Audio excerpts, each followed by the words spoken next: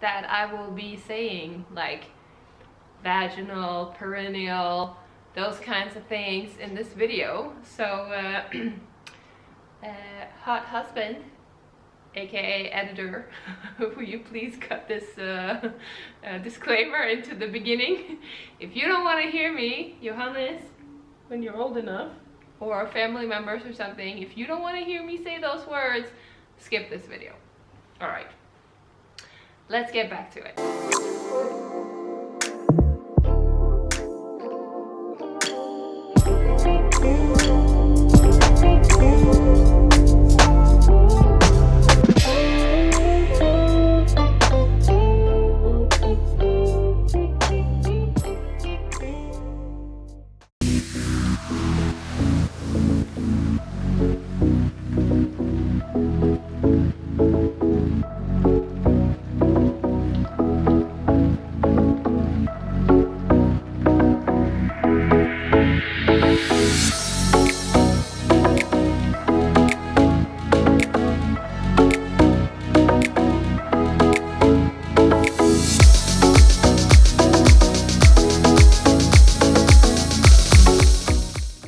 Guys, I figured I might as well bite the bullet and start vlogging outside in public.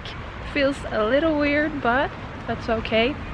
Maybe that's because there aren't too many people, but hey, you gotta start somewhere. We've just been to a lovely cup of coffee with Johannes' oldest friend. He's 2 months older, and his mama, who is one of my really dear friends, one of my best friends. Yeah, but I just figured that I would start the vlog on this one talking about why I chose to do the cesarean. And if we're starting somewhere, it's basically just the fact that before I got pregnant, I said that no matter when I get pregnant, I'm gonna do a cesarean. I have absolutely no desire to do a vaginal birth. I want to choose to do a cesarean. And you know, I think most people, most women feel that it's the natural thing to do is to give birth vaginally, but and to have a cesarean is like the scary thing. But I felt like completely the other way around. And you know, before you ever get pregnant, before you have kids, you have all of these ideas about how you're gonna be as a parent, how you're gonna do things, and the same, I think, for most women goes also for the birth. But then I got pregnant, and the first trimester I was still pretty convinced that I wanted to do the cesarean. I even mentioned to my midwife, like at the first appointment, that I was afraid of the birth, and the reason that I was afraid, also worth mentioning at this point I guess, is that first of all, I just didn't see myself doing it. Second of all, my mom had really bad births. She doesn't have any problems after or something. She just had, whenever she described it, it was always like really scary to listen to. And then same for my grandma, but that's obviously so far back, so you know, now you have better pain meds and everything. So, but my mom was really scared, and I just didn't see myself doing it. At this point, when I talked to the midwives, also the first time, I knew that it was a boy. And that added a little bit, I think. It added to the fear, because other fact, there are only really big boys in my family. There are no boys that have been birthed that are below 4.5 kilos. So, which I think is like 9 pounds. So 9-pound babies, 8 or 9, 10-pound babies, like no guys below that weight.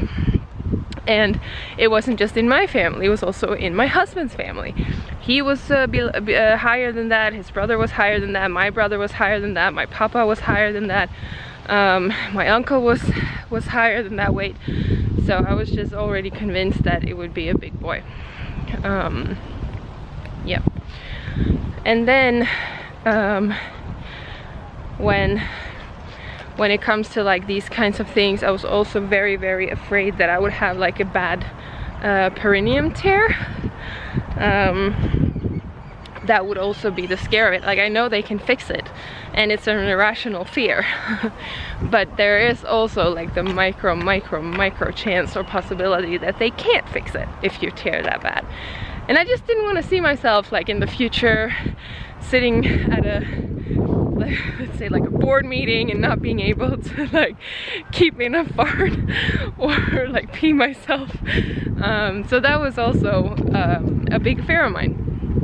And I told this to the midwife and she was like, yeah, okay, we'll note it down in your journal, and the next time we meet we will discuss this.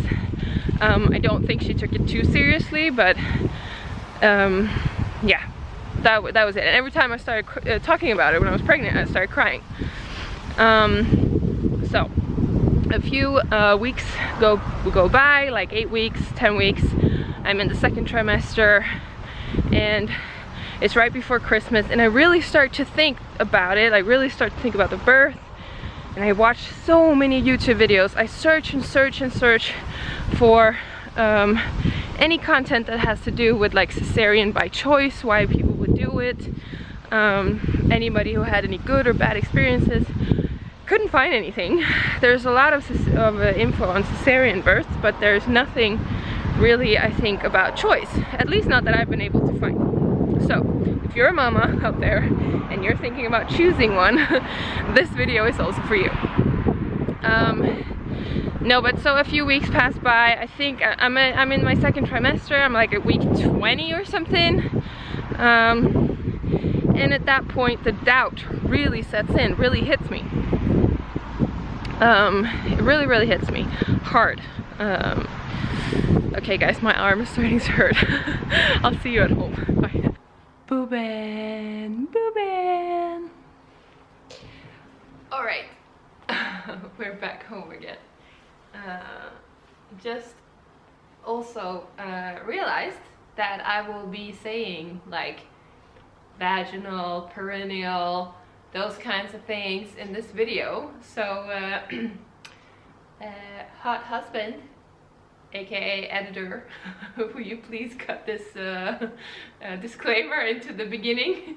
If you don't want to hear me, Johannes, when you're old enough, or family members or something, if you don't want to hear me say those words, skip this video. Alright, let's get back to it. Where were we? Oh yeah, that's true. So it was before December, no, it was just before Christmas in December. I was like week 20 and doubts were really coming. Okay, second pause, just to also keep the whole building a YouTube thing going, or not keep it going, but like adding comments to it. I was gonna film some B-roll going home after I left off with you guys by the road, by the park, but my camera died. So, note to self, always bring an extra battery. Okay, that was it. Back to it. No, it was Christmas, and just before Christmas I was 20 weeks pregnant. And I was starting to have doubts about if the cesarean really was the best thing. You know, I say that when you get pregnant, if anybody's ever seen the movie, you know, with the feelings, the Pixar movie Inside Out. If you've seen that movie, you know that we all have like a little dashboard in our brains, and when you get pregnant, it's like almost like a extra part of that dashboard just emerges. Like you become in touch with some completely different feelings. You think in ways that you never thought you would, and truly, you should not You can have all the thoughts and ideas about how you're going to do things, what you're going to say, and so on, like I mentioned in the park, when you're a parent or when you're pregnant, but you don't really know until you're there. And I was very cocky. I was like, yeah, I'm doing a cesarean. There's no way that I'm gonna do anything than that. Well, push came to shove, and I really became, or had doubts right around Christmas. I was starting to think about, like, okay, most women that like tell about this, their birth experiences, like even though they had really bad ones, they still say that it was like a cool experience, really empowering. Obviously it's also what the body is designed to do. So there was this whole second stigma where I was like, but the body is like made to do this, maybe I should reconsider. Why do I feel so unnatural about a natural birth? And you know, there though, I gotta say that not all designs are good. All right, not all designs are perfect. And when it comes to like the body being designed to give birth naturally, well, it might be, but if you ask me, the design is pretty poorly executed. Once again, getting a little bit less aggressive.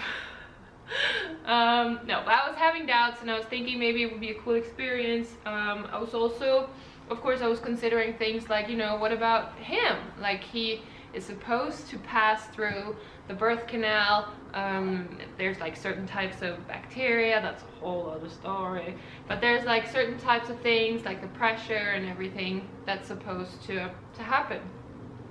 And then at the same time I was telling myself, I was like, yeah, but at least the statistics in Denmark, where I am fortunate enough to live, the statistics say that every fifth birth, approximately every fifth birth, is actually a cesarean.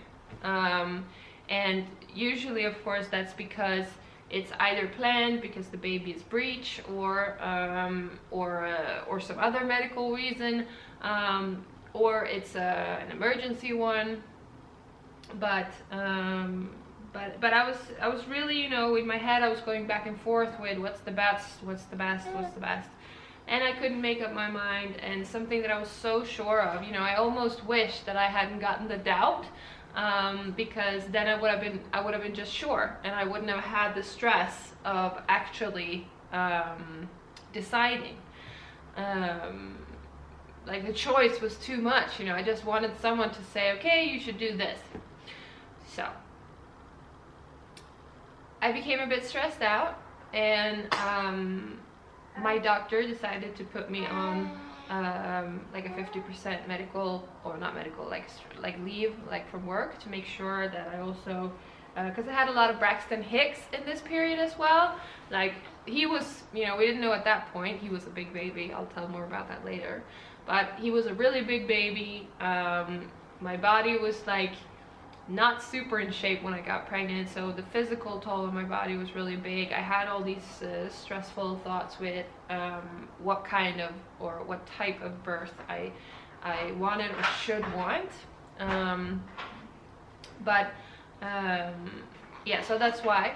And then at that point I then decided to also ask for an extra meeting with the midwife, which I got. And she said pretty much immediately, she was like, well, you shouldn't feel this way. I was really upset, and she was like, you shouldn't feel this way. It's not normal to be this scared, or this have these types of feelings. I think we should just arrange for you to speak with a doctor just right away. Like, I don't know what you say in English though. In Danish it's fødselslæge. We will put in a translation right here. So she set that up for me, and at that point I was really happy she did, but I was still obviously really sad because I didn't know what the outcome would be. Worth mentioning at this point in the process is that in Denmark we're very, very fortunate. we have medical care and everything through the system. It's not something that you pay for. And when it comes to, for example, a cesarean birth, it's something that me or the woman decides if she wants or not. I was a little bit scared though, because you know, it's my first pregnancy. I hadn't tried it before, and I also had heard that somewhere, or like some places in the country, or some doctors, you know, they will all really try to tell you that the natural birth is the best thing, and obviously they also have to approve you for a cesarean. I just thought that maybe the approval was a bit harder to get than it actually was. But yeah, so I met with the first doctor, and she said, let's also scan the baby to see how big he is. And at that point, this little big one was already plus 14% above the average. So you have the average baby, and then you know, you have these graphs if the baby is measured. Like they measure the thigh bone, they measure, I think, the spine, they measure the abdomen and the head to like see how big approximately baby is, according like on these curves. And at that point he was measured to be 14% bigger than the average baby, which is still not, it's a lot, but it's not super much actually. Not until like, I think plus 22% they do like a glucose test to see if you have pregnancy diabetes, or you know, things like that. But he was still measuring bigger, so getting like confirmed my thoughts around that he was probably going to be a big boy at that point was also a little bit satisfactory, because you should somewhere along this process you should really trust your gut feeling. Yeah, you were already there, and you were quite big, huh? Yes, Mama's pooping. Okay. So that was the first meeting. I did have to take a second meeting with another doctor, much further on. That's not true. I got a second meeting with the doctor 2 weeks later, and she actually at that point, I came in and we were talking, and pretty much immediately she also said that okay, you know, I you know, he's already measuring a bit bigger. You have these thoughts. Let's just put a date in the calendar for a cesarean, so it's planned. You know, it's there, and then if you don't want it, you don't have to take it. So she had like a really good approach to this part of me that wasn't sure at that point. So I got the date, and you know, I was there alone because of Corona and everything, and my husband was at work. And then for the first 24 hours, I don't really think that it sank in, or I didn't really get it. But then the day after, like I remember once I really like realized, okay, I have a date, this is where it would happen. You know, my husband put it brilliantly. He was like, well, you're afraid of a natural birth going wrong, or you're afraid of getting a emergency C-section. If you do a planned C-section, there's 0% chance of those. Or well, a natural birth could still happen, but it would have to be pretty unique. Like you would have to be really fast going into labor and going into like the last part of labor, so the chance was very small. And I said, well, that's true.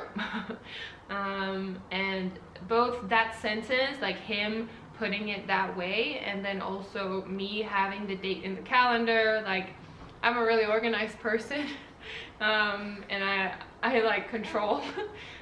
So just going home and being like, okay, in the calendar right here we go in to have a child, putting like my husband's email in the CC, and then putting it in the calendar, it really gave me peace of mind, to be honest. But then after 24 hours, you know, once I had let it sink in that at least this was booked. Like, I could play around with the idea that this was what it was. It was gonna happen. I had the date. I had it approved. Everything was okay. My shoulders just sank. Like, I really just, it was such a relief. Like, really such a relief. So if anything, you know, if you're a mama and you're thinking about this, I really like the approach that you book the date, and you know, because nobody decides until you actually get to that date. Like, even if you get to that date, you can say, you know what, I don't want it, or I do want it. But if you're playing around with the idea of having a planned cesarean, if you're stressed out about it, I would truly recommend to book the date if you can, because then you can just, you know, you can just be in that state of mind where, you know, you can like really feel that this is where it's gonna happen, and you can let that sink in. For me, that was the, let's say, that was the turning point for when first I was really sure, then I was unsure, and then I was at peace. So that was kind of the thought process, and that was really when I was just, you know, I really became happy again. So I had like a month in my pregnancy where I was really stressed out.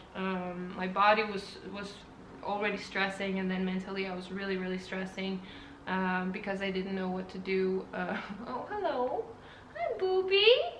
This is Booby, and this is Booben, and then the other cat is Baba, just so you know. I mix them up all the time. No, but that was, at that point, I just, I really became happy. I started to slowly enjoy the pregnancy again. And I think mentally, actually, my third trimester was probably the best. I know they say like the second trimester is the best part of the pregnancy because you're not that heavy yet and you're just cute pregnant. I don't know if I was ever really cute pregnant. I gained a lot of weight. Never mind. I tell more about that in my intro video if you wanna go and check that one out. But like the third trimester, knowing that it was planned and knowing that everything had fallen into place, that was just really what made it for me. So yeah. I was gonna do like a birth story also in this video, but I think that I will actually make that a second video. I can see already that it's getting kind of long. I'm going to tell even more about my choices about this cesarean, so more will be coming, but this is at least the introduction story in part 1 of the birth of this guy. But yeah. Last thing I would like to mention though is that when I came back just a few weeks before, I think like 2 weeks before he was actually set to be, the birth was set to be, which was a week before his calculated due date, they measured him plus 18%. So not only had